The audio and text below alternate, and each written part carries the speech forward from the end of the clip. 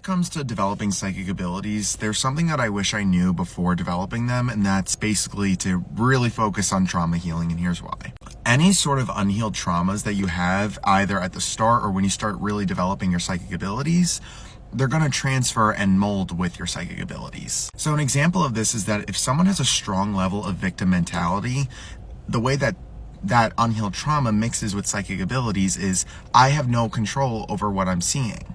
I used to struggle with this because I struggled with victim mentality, but because that mixed in with my psychic abilities, I would walk into somewhere and start seeing spirits everywhere and was like, oh my gosh, like I have no control. Another example that I went through was perfectionism. If I got a piece of false information while I was in a reading of some sort, I would feel like an absolute, I would feel devastated. And then it took a lot of I might be wrong. Like I might not get every single piece of information correct. And those are just two examples of how trauma responses have affected my psychic abilities.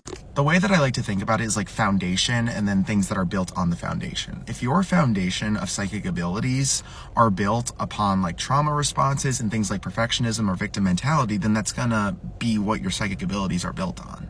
And the great thing about the human mind is that there's nothing that can't be undone.